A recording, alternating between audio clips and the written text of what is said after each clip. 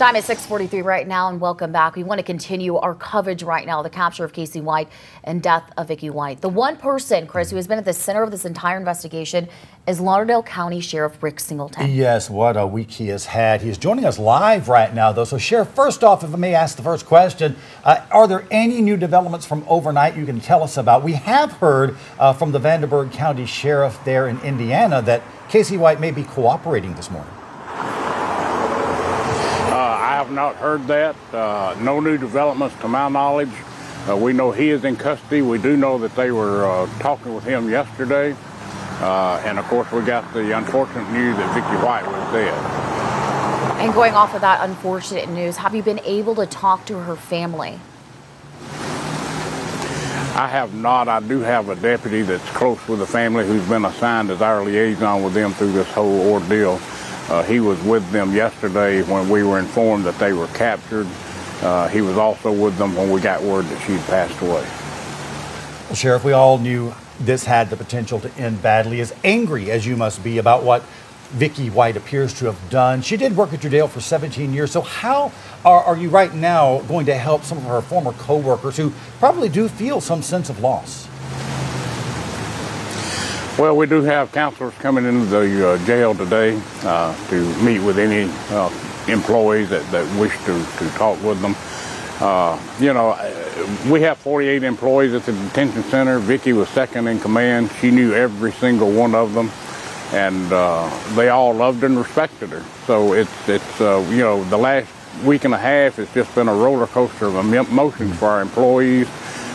First of all, you know, concern for her, then a disbelief that she would have been involved, and thinking, well, maybe she was coerced or threatened her or her family to do this, and then coming to the realization that no, she was the mastermind. She put all this together.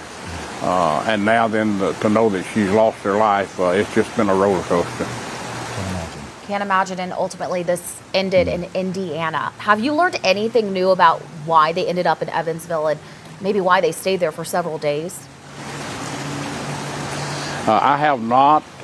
You know, my gut feeling is that, you know, there's so much media out there that they sort of had to be forced to go somewhere in light and stay out of sight as much as possible.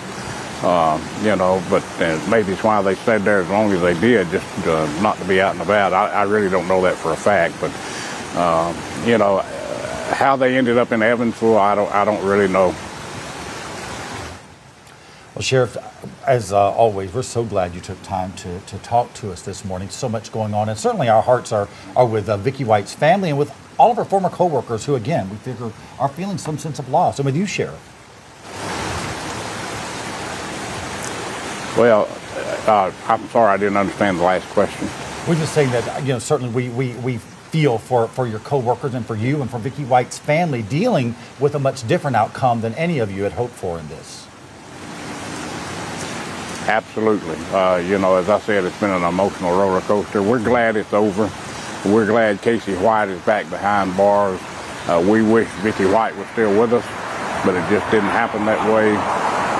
You know, so, you know, we just got to move on. You know, through this whole ordeal, our employees have had to show up to work and work, you know, keep going about their daily business. And that's one of the hard things about this job, law enforcement or corrections.